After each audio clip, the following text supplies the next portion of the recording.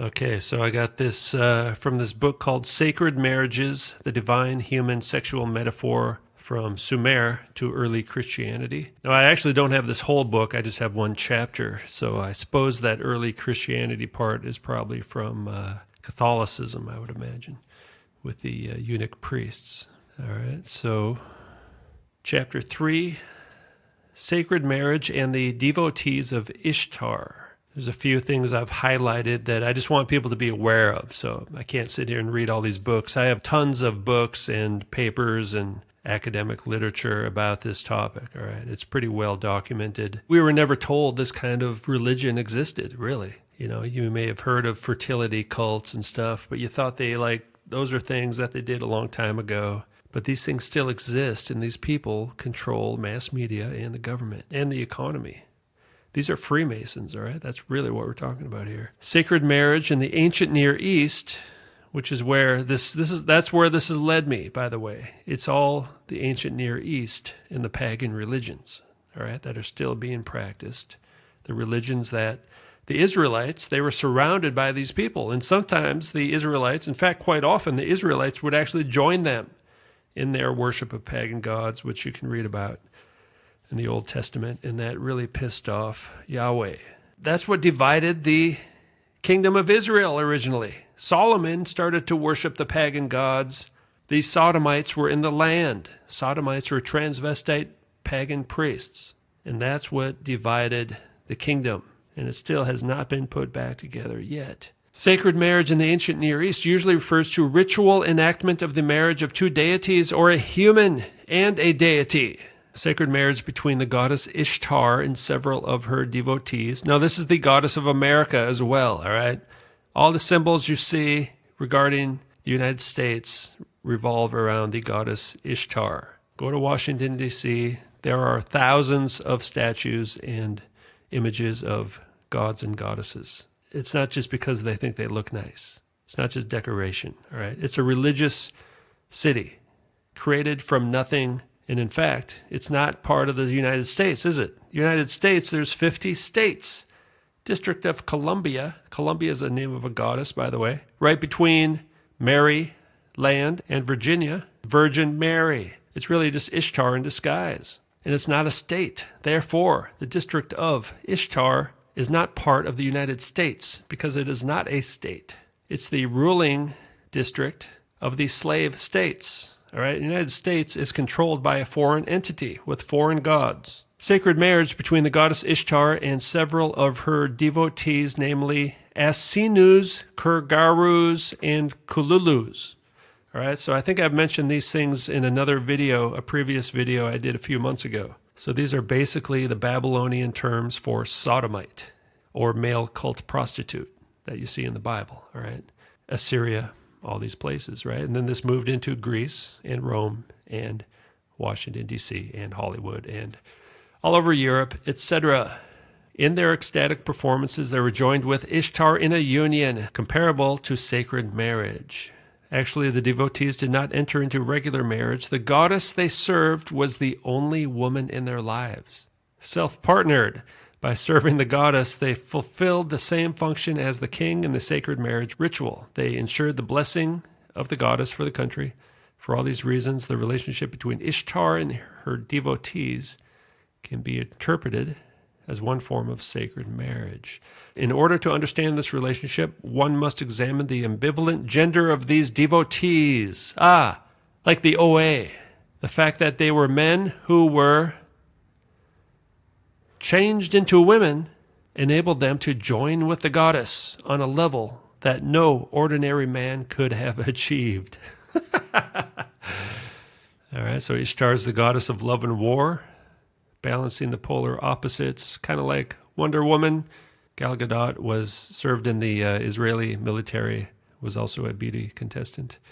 Ishtar did not conform to the expected role of a woman as a wife and mother, like the feminist movement. But on many occasions, she acted as a man. She stands at the boundary of differences between men and women. Her astronomical manifestation was Venus, which was considered to be masculine as the morning star and feminine as the evening star. Ishtar was worshipped as a lovely maiden, but also as a bearded warrior. And by the way, Egypt also has some androgynous gods as well. Ishtar was not a hermaphrodite, but a female deity to whom male power and dominance were also attributed. All right. Now, you may see different opinions about that particular statement, but there's a difference between a hermaphrodite, which is a physical characteristics, and an androgynous deity. And the feminine aspect is the fertility part of it, that they believe this, the mother goddess is the one that gives life to nature itself, in your crops, in your family, and all these things. So it was a very important goddess that they wanted to serve. And then it also had these male attributes as well, and sometimes divided into a separate male deity, such as Baal, and Astarte or Asherah, Ashtoreth. And in fact, Christmas originated as the Asherah pole, which was a tree that was cut down and decorated, and the transvestite priest would castrate themselves, or someone else would castrate them, and they would put the castrated balls under the tree to fertilize the land. And that was on the winter solstice. And then 9 months later, in September, would be harvest time. All right, so that's the origins of Christmas. And you also put the old pentagram on top of the tree and decorate it with balls, right? Those things, those ornaments. A goddess of paradoxes. Harris also notes that Ishtar was a fundamentally liminal figure, marginal, ambiguous, marginal, and androgynous. She crossed the boundary between genders, kind of like they do in Hollywood and Washington, D.C., and all around the world. In order to unite with the goddess, her devotees discarded their original masculine identity. All three groups of cultic functionaries were born as men. Now, they were not hermaphrodites. See, sometimes these scholars, they just have trouble wrapping their head around this thing because it's so weird, right? They think, oh, maybe they were born hermaphrodites, and that's... No, they were fucking trannies, man.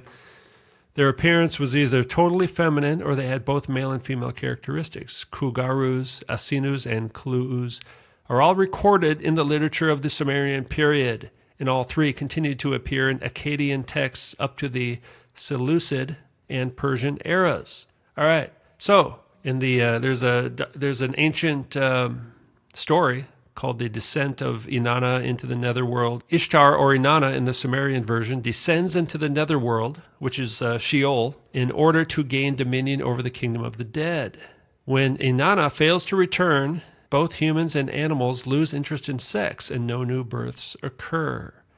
All right, so Inanna's, the fertility goddess, is stuck down in Sheol, or the Netherworld, and then no new life can happen on Earth, right? So they got to get Inanna out of the underworld. In the Sumerian version, Enki, which is a different god, Enki creates Kugaru and Kalaturu to rescue Inanna. What are these? These are the androgynes. The androgynes rescued Inanna. This is like a sacred thing in their religion. This is a big deal. It's hard for us to understand it because it's weird. Somehow, this means a lot to them. They're trying to change the whole world into a Kugaru to rescue. Maybe Inanna needs to be rescued again. I don't know. But this is what's going on. In the Assyrian version, Ea creates transvestite priest, an androgyne, the original androgyne.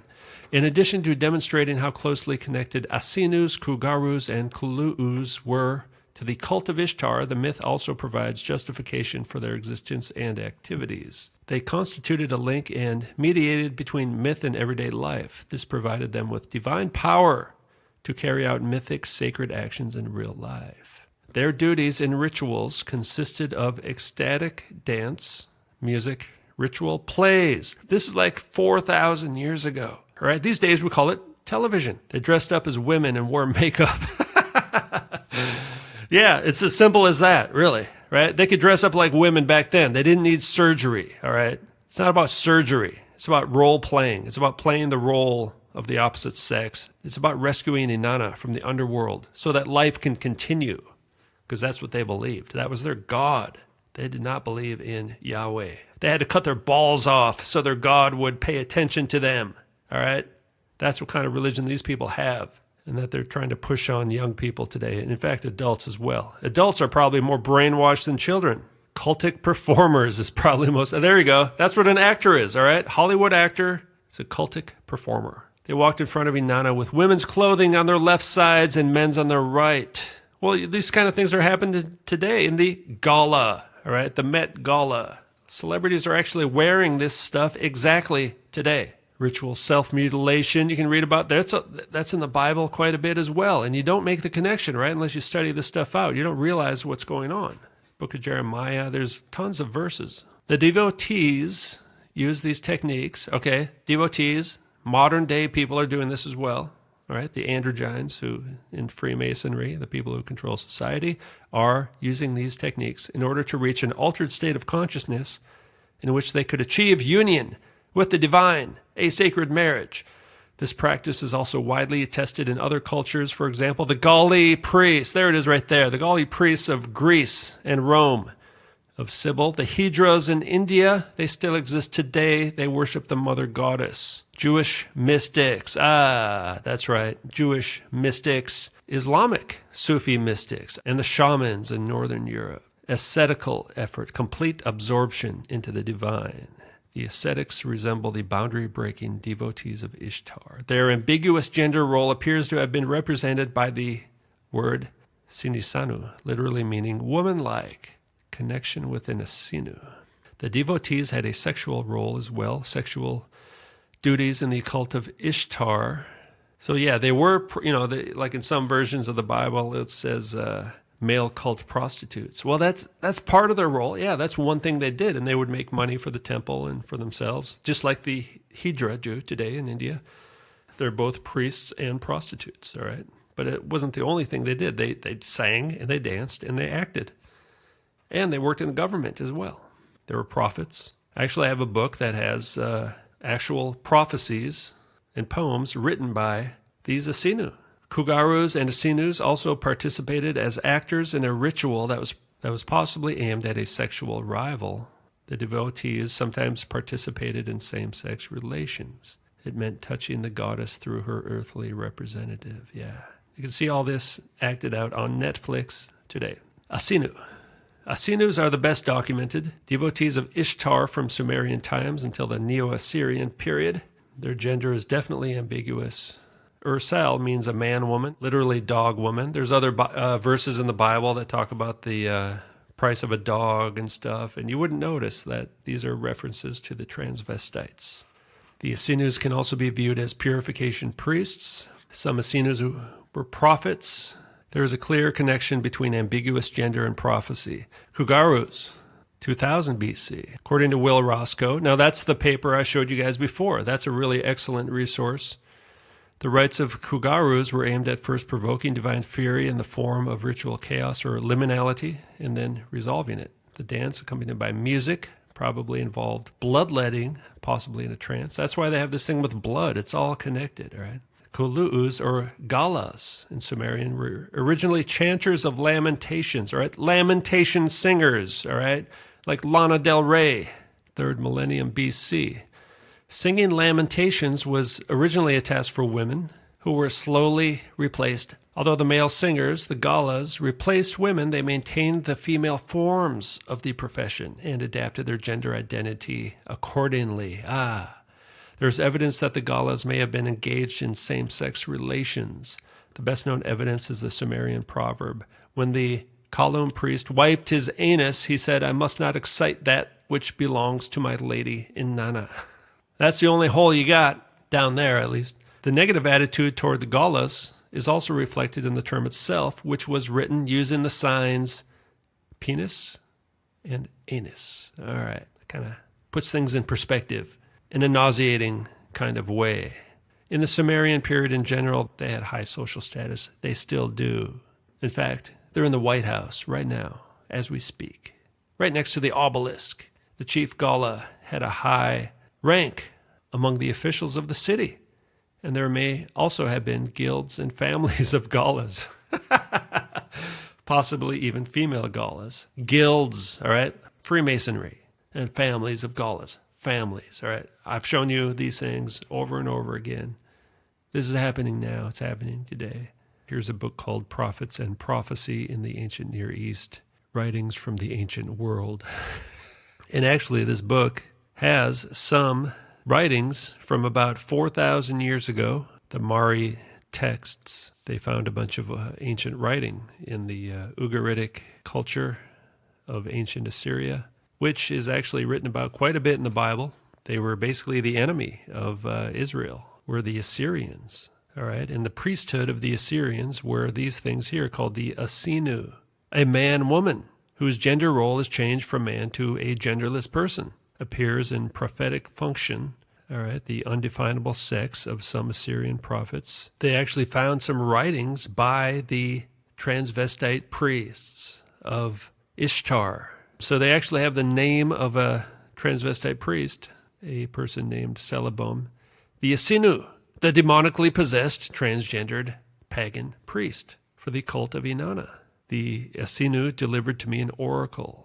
Okay, so this is just a list of the food rations of the prophets, prophetesses, and the Asinus of the Ishtar temple. All right, so we got the temple, we got Ishtar, the androgynous deity, we got the male prophet, we got the female prophet. Oh, what is this thing here? It's an Asinu. Okay, now here's some kind of Neo-Assyrian lexical list, bunch of cultic personnel, all right? So you got the lady, the high priestess, the tabooed woman, the temple woman, you got the man woman, the Kugaru. Now, could this have been a woman man? I'm just wondering, we got to look into this more.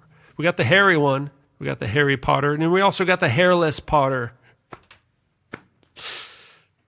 Purification priest, cult functionary, high priest, exorcist, and just the regular exorcist. Snake charmer, chanter, chief chanter, lamentation singer. We got the singers, right? The entertainers, the dancers, the wailers, the prophets, the frenzied one, and the man and woman back again, the Kugaru and the Asinu.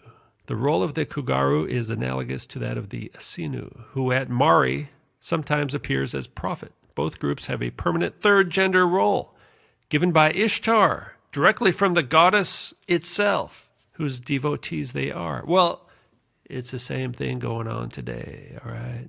And here you go.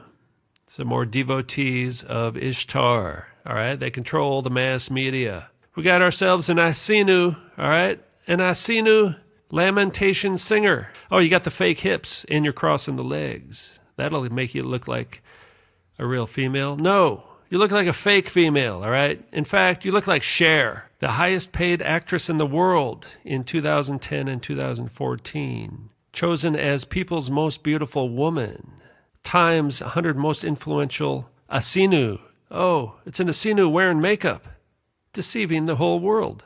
All smoothed out, tons of makeup, brow bone. Remember, it's all about the bone structure. If you're new, you got to find my old videos where I talk more about the bone structure. Now I'm talking about the Asinus, all right? Oh, but they took the hair off, right? And they kind of oil them down. They kind of, oh, look at that. Adam's apple. You could say that's part of the bone structure, right? And then you got the big male skull. And of course, lots of makeup. And the smile. You got the smile. And you got the strong arms, all right? Look at the upper body strength in these people, all right? Stop looking at their fake boobs and look at the upper body strength and that Adam's apple, all right? That's male. That's masculine, all right? That's an Asinu right there in the red dress with the red lipstick. What's Tina Turner's real name? Anna Mae Bullock. That's right. What's a bullock? A castrated male bovine animal of any age. Uh-oh, wait a minute. In British English, in North America, a young bull, uncastrated male bovine animal. Well, I'm confused. Is it castrated or not?